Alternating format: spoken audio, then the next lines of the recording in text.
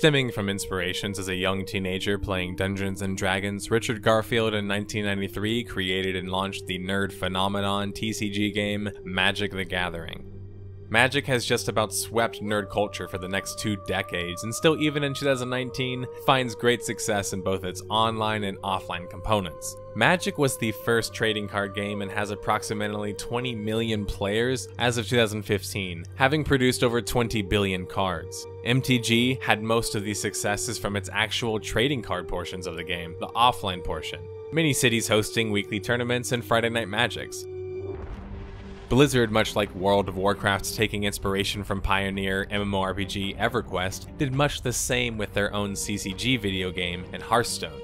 Hearthstone, which launched in 2014, was a blockbuster success. Blizzard had proven yet again they could take older ideas and mechanics and give them a more fun feel, with polish that most developers just simply couldn't compete with. This led to inspiration for the former creator to come back into the space, this time working alongside mega gaming company Valve. Richard Garfield and Valve would team up and launch Artifact in November of 2018, to a resounding dud. Artifact lost nearly 75% of its population after the first 2 months of live, and as speaking near the end of 2019, it has an average of 120 players concurrently. How did Artifact result in quite possibly one of Valve's biggest video game flops in history? What went wrong with the Dota foray into the world of CCGs? It is not very often a detective gets to venture out into a bit of uncharted territory creatively.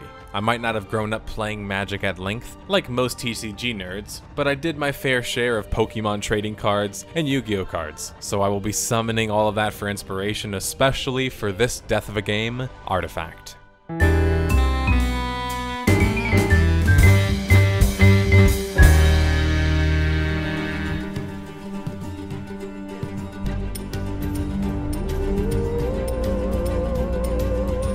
It wouldn't be a mystery if we didn't start from the beginning of it all. 1993, following the massively successful launch of Magic the Gathering, or MTG, the world's first TCG or trading card game, created by Richard Garfield and team. Richard Garfield was an Ivy League math PhD in combinatorial mathematics, who got inspired by his time playing D&D and Cosmic Encounter, both tabletop board games from the 70s. After being approached by Wizards of the Coast, Garfield was influenced by Peter Atkinson's desire to create a cheap, fast-playing game that could be popular at gaming conventions. And thus he combined the idea of such, the idea of baseball trading cards, plus D&D to some extent. Magic was a simple idea expounded upon with the use of beautiful art, interesting lore where players played as planeswalkers who used a number of spells, artifacts, and summoned creatures to defeat their opponents. Cards were obtained through purchasing booster packs, booster boxes, and thus through trading. Many people who played Magic didn't really play Magic, they just collected it and then traded cards. I was one of those people early on, though I've since remedied that. Each game of Magic, players would usually be limited to about 60 cards and draw a number of them to start the game, with the chance to mulligan or attempt for a new hand. In your deck of cards is a good amount of land, or the resource of mana as some know it, which is used to cast spells, artifacts, or summon creatures. While simple seeming on the surface, the complexities of Magic were the different colors and their flavors of decks. You could choose one deck color and still create quite the complex deck, with a number of unique aspects, thanks to the numerous spells and unique creatures in Magic. Or you could choose to mix colors together and go for a hybrid color deck of sorts, say like blue and red. Garfield said that he wanted decks as diverse as your ability to create a character in D&D, and I think he succeeded at that. What Garfield also succeeded at was bringing a robust tournament system to Magic, turning a hobby game into a career for many people, having a competitive scene larger than some sports even. After creating and spearheading Magic, Richard Garfield, like most creator-inventors, went on to create and invent other games and even other CCGs. It's not until 2008 that I believe we see his most relevant CCG creation, because it was his first online card game on his belt, Spectromancer. Richard Garfield teamed up with fellow creator Alexei Stankovich of Astral Tournament and Astral Masters notoriety.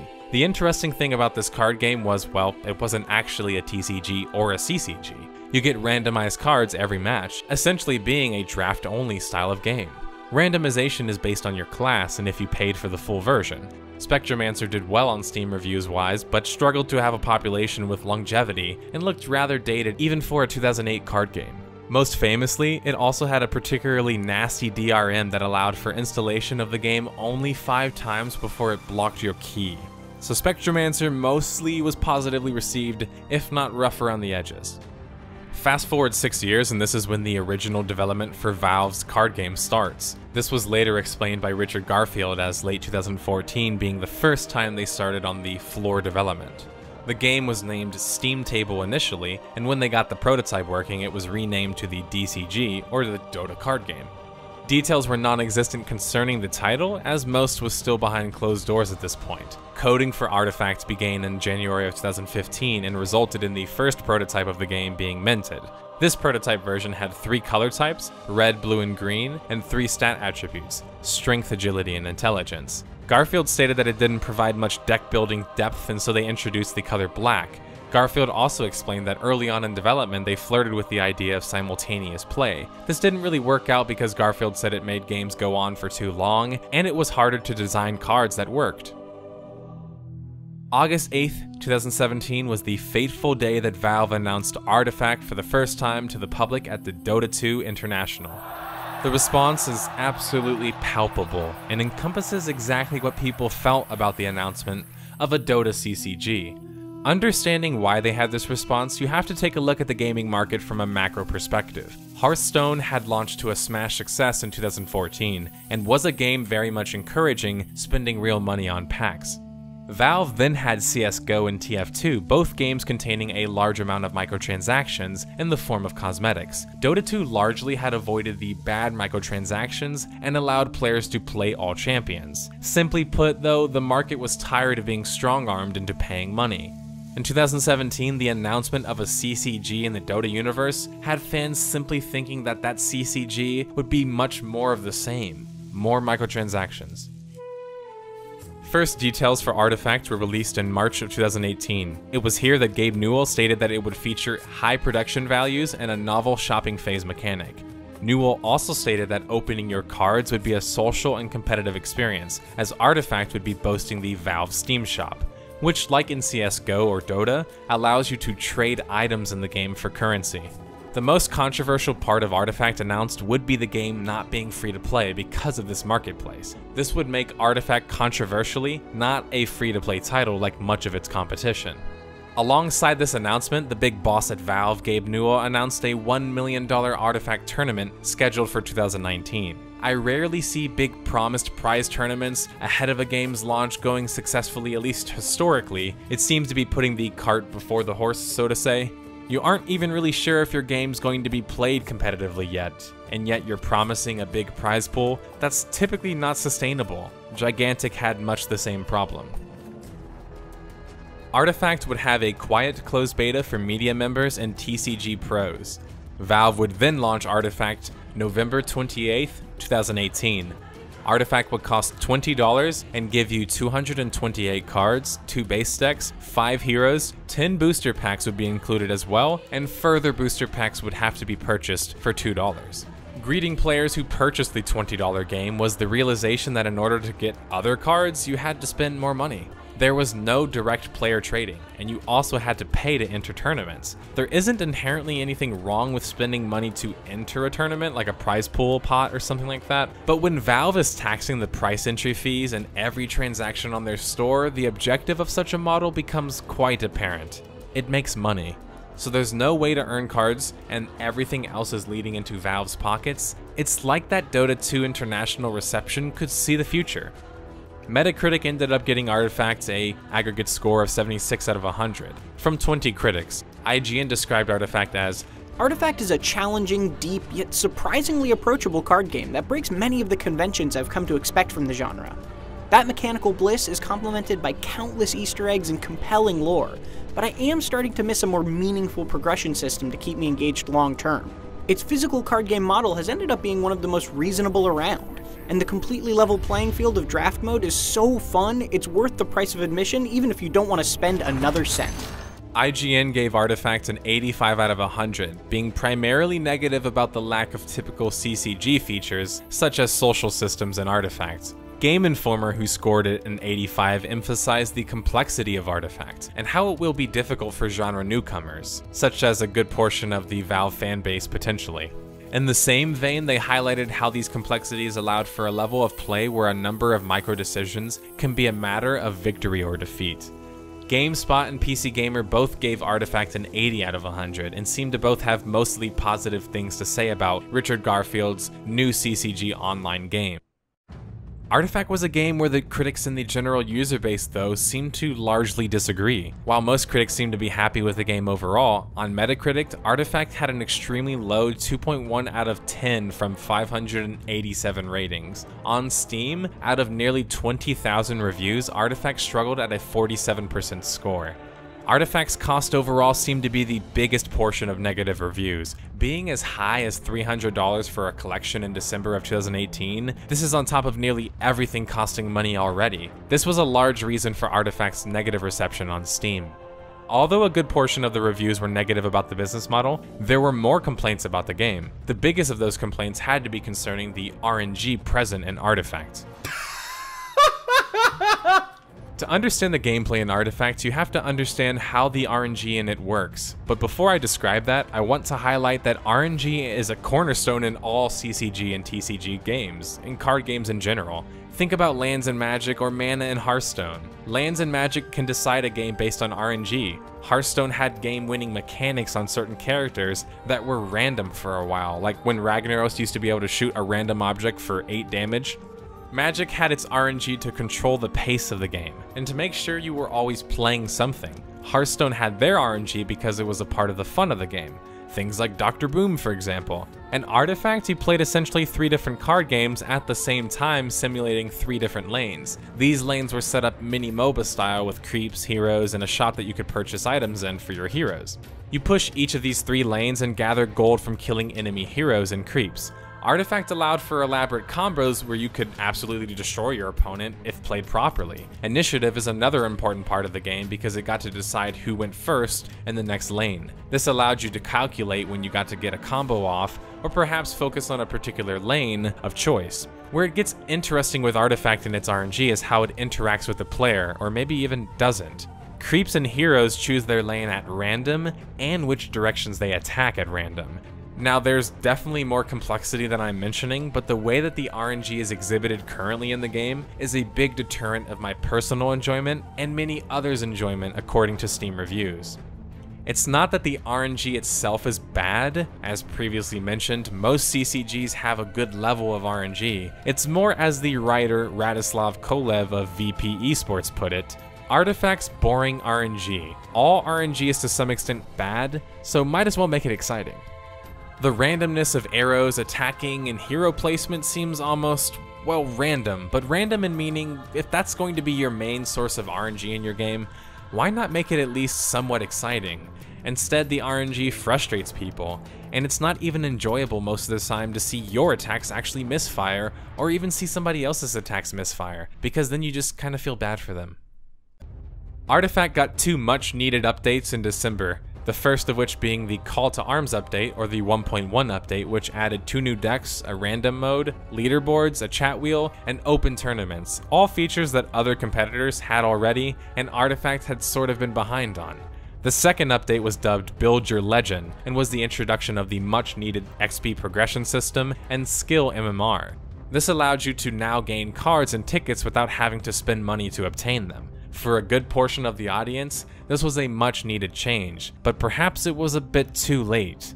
The skill rating system was a no-brainer, as again, most competitors at that point already had a skill system. Still, the skill system would be much needed if Artifact was indeed going to have that $1 million tournament that they had promised, but also needed because even the non-ex-pro MTG players want to get better at Artifact, right? And a skill system benefits the skill ceiling and the floor. Writer Cecilia D'Anastasio highlighted on Kotaku Artifact developers walking back their initial stance on not balancing their card game unless in extreme instances.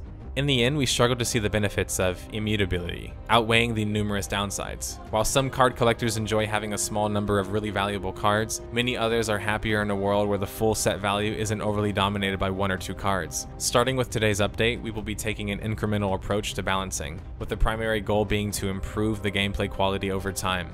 Despite the stream of much-needed updates, just a few months after launch, Artifact had lost nearly 75% of its player base, dropping down from 46,000 peak players to 6,900 players, and from 11,000 concurrent players down to 2,700 concurrent players. As the article on screen puts it, Artifact already so early on in its life was facing a problem of lack of players. A CCG, TCG with a lack of players means the economy, which was designed to work with the right amount of players, simply won't function the same anymore.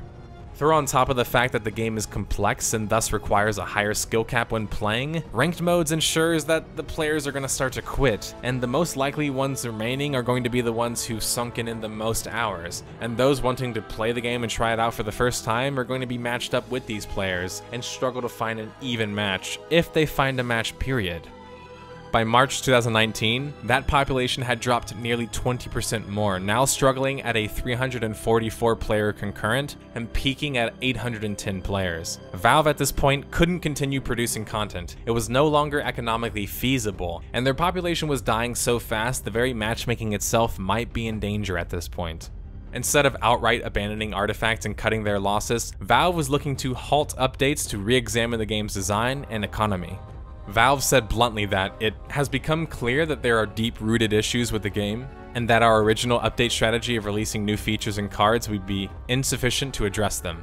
Going further to state that Artifact as a game for Valve represented the largest discrepancy between our expectations for how one of our games would be received and the actual outcome. Though many of you rightly assume this sounds a bit shifty, Valve did back up that statement with saying they're not trying to imply that their audience didn't understand the game, but gave some sort of vague response stating it was an opportunity for them to improve their craft and something about using knowledge to build better games. Yeah, sorry, corporate speak always sounds funny when it comes out of my mouth. Let me vomit really quickly.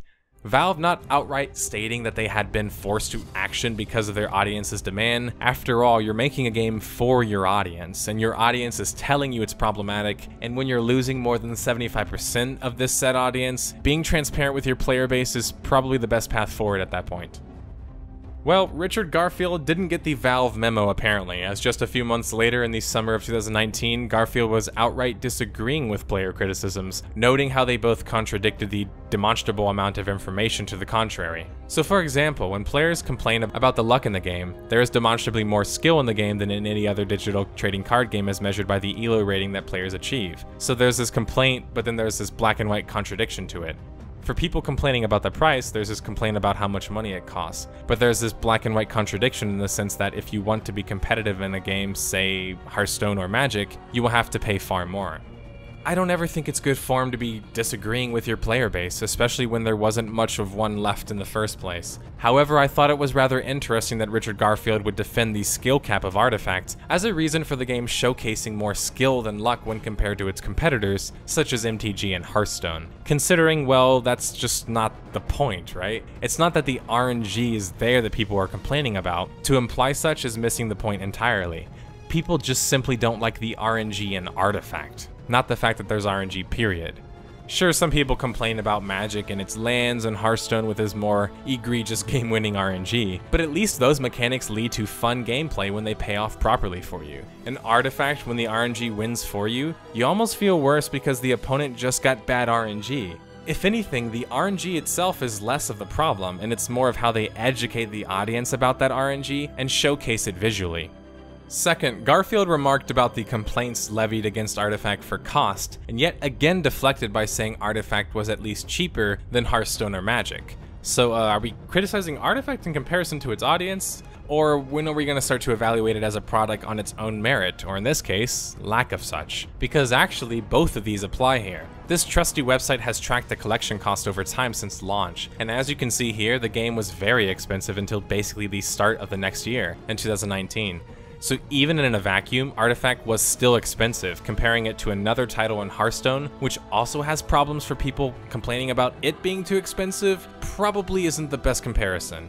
Because both Artifact and Hearthstone are digital CCGs, and although you can own a card in Artifact more than you can in Hearthstone, you still don't technically own that card. Valve still does. At least with paper Magic, which can be expensive as some competitive decks can be several hundreds of dollars, but at least you get to keep your cards after and you can trade them for the value that they are worth. With Valve, you don't really get that same freedom, and you also get Valve taking a juicy cut out of all of it.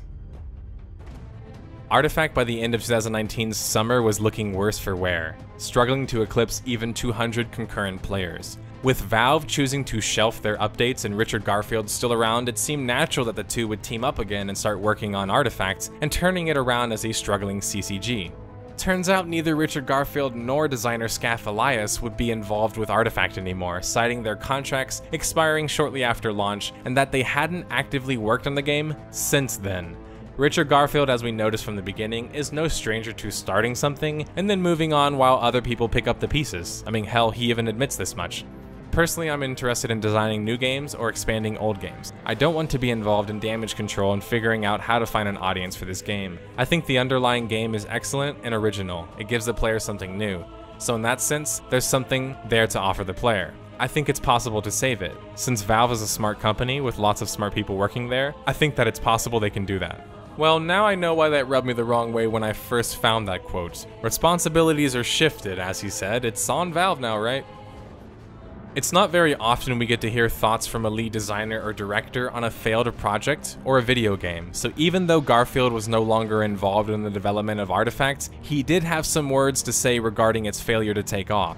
For starters, Richard Garfield tactfully states that games can't be pay to win unless they allow for purchasing of additional components of a game that can actually make you a better competitor. This definition is a bit flimsy. It's harder to be held to the fire on such a statement if you're ambiguous about what it means. But pay to win is simply paying for an advantage. It was never designed to be any more complex than that, initially at least. The word and terminology certainly have evolved in some way, but they've also nearly been hijacked as a means of moving and changing goalposts. So people become slowly more accepting of microtransactions, as long as they aren't the ever goalpost moving pay to win, right? Garfield commits the cardinal sin in my book when he reflects on negative reviews concerning Artifact as rating bombing. This is something I have found only becomes a problem of contention when your reviews are overwhelmingly negative already. How often does a genuinely good game get unfairly review bombed randomly? It doesn't really happen. It has only happened in my experience with games that have had either certain political affiliations or maybe became an exclusive on a certain platform. Take Activision Blizzard and the whole China situation.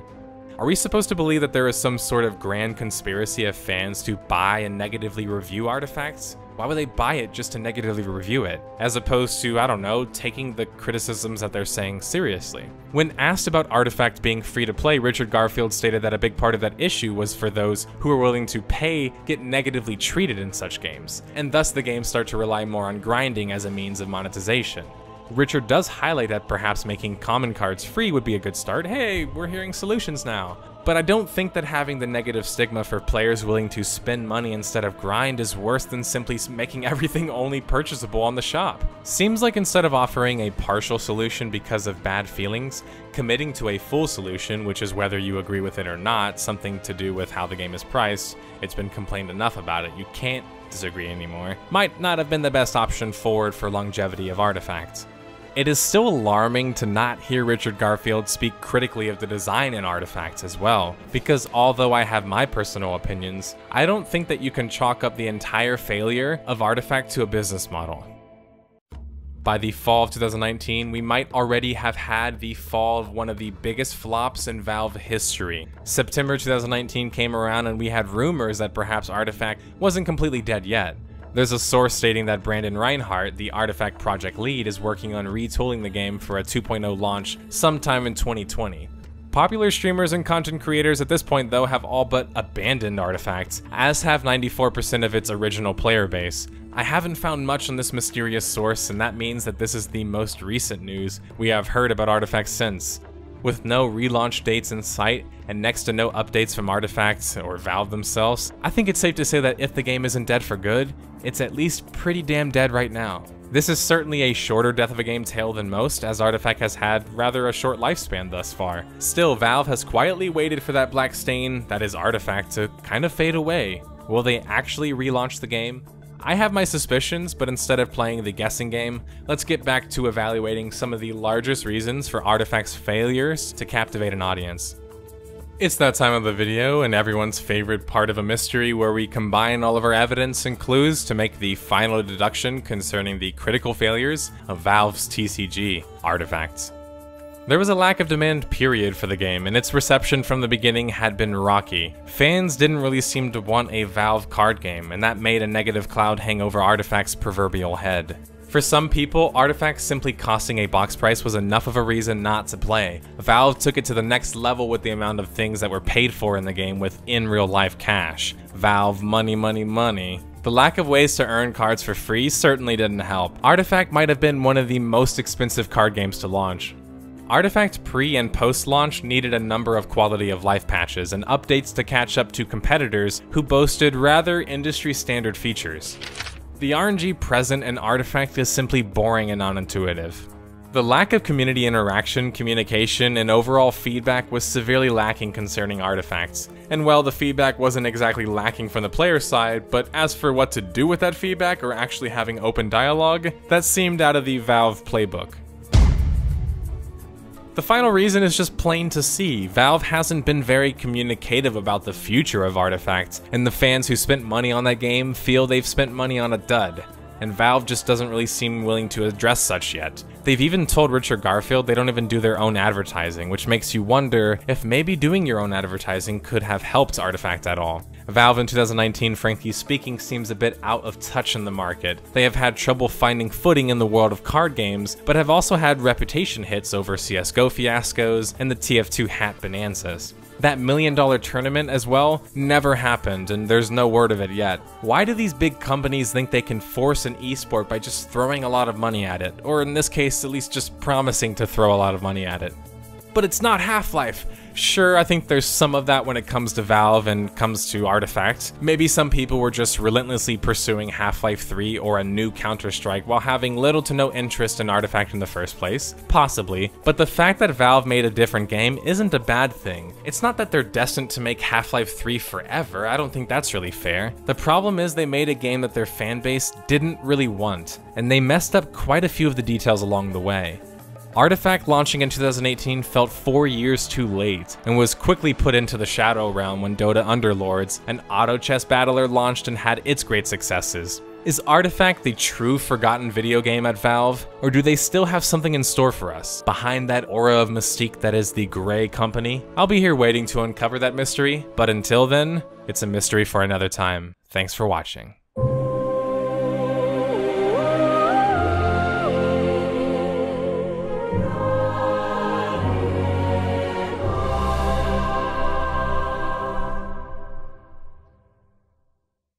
I am so ready to rock!